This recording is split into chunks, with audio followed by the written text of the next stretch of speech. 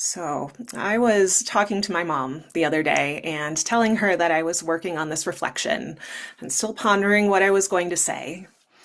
And she immediately suggested that I tell one of her favorite story of one of the Easter Vigil masses of my childhood parish, which always seemed to have these liturgical mini crises, like too much incense smoke pouring out of the sacristy, or an elderly priest falling asleep during the mass, that kind of thing.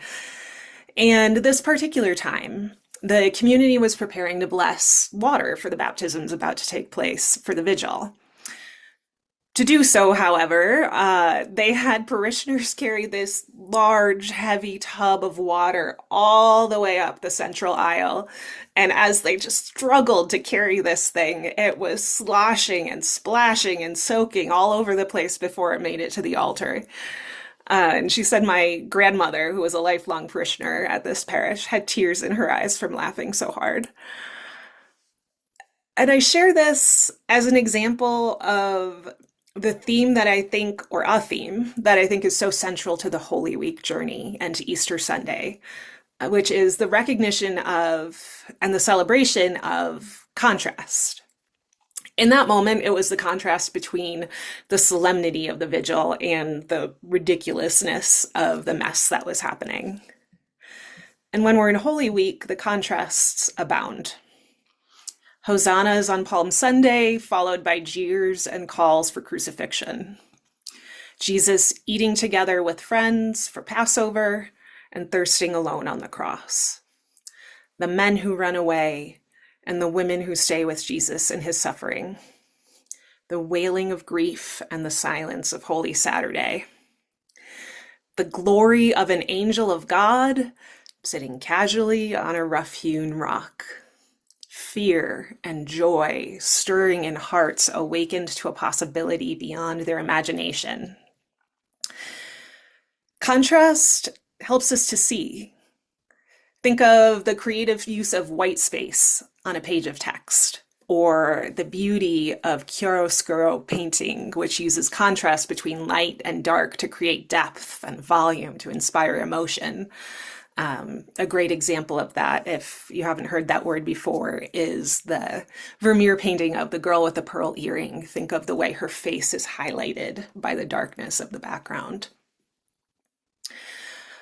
Contrast illuminates. When my children were newborns, they were given very stylish black and white cards to look at because it turns out that high contrast patterns offer stimulation and improve the ability of their newly opened eyes to focus. And honestly, the whole experience we walk through every year at this time is the contrast of Kairos, God time, and Chronos, our time. No matter what the world or our personal lives hold, whatever pain or joy or combination thereof, we plunge in year after year to experience the same rhythms of the Triduum. And it's always been this way.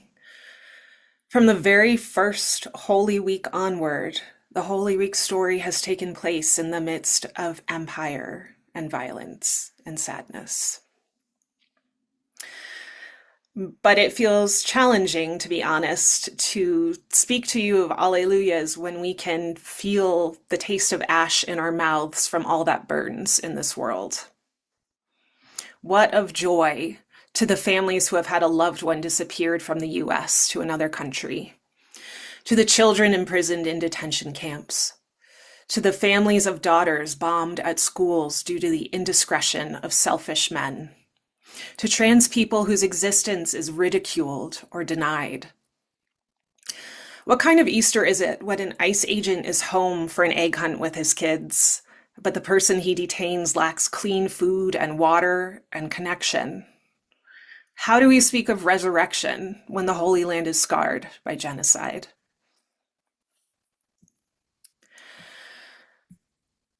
The closest thing I have to an answer, and I will not pretend to have anything definitive, comes from one particular image from Matthew's account of the resurrection, which we just heard.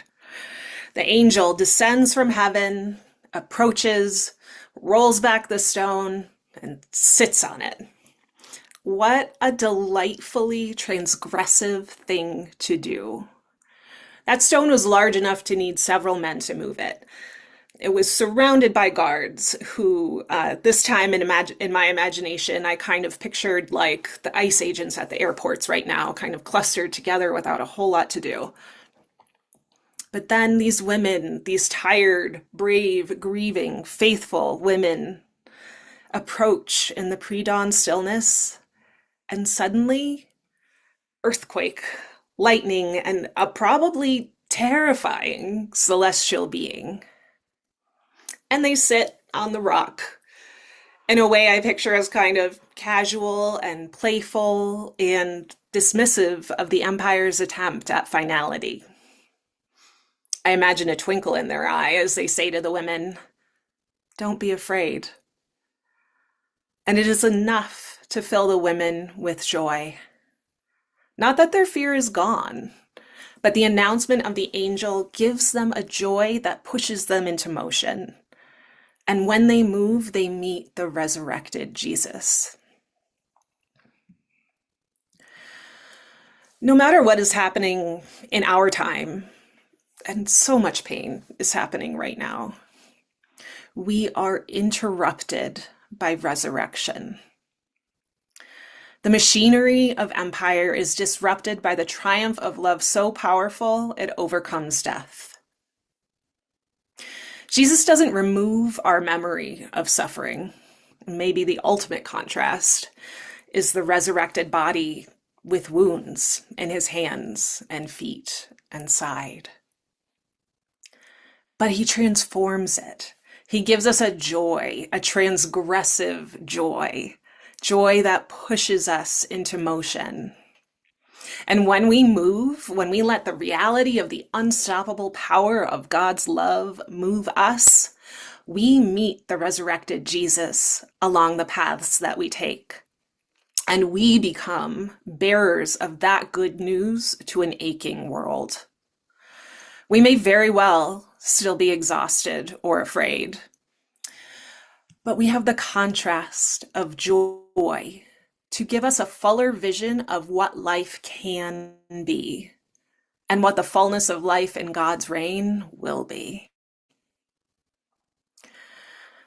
We must keep our eyes open for the contrast, for the unexpected bearers of hope that may come at first in the midst of terror and exhaustion.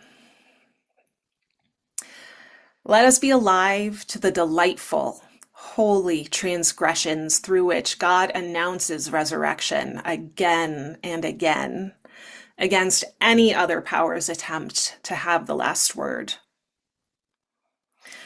And may our awareness lead us to practice resurrection in big and small ways in our own lives this Easter season, because we are all called to bear the love of the risen Christ to the world. Amen.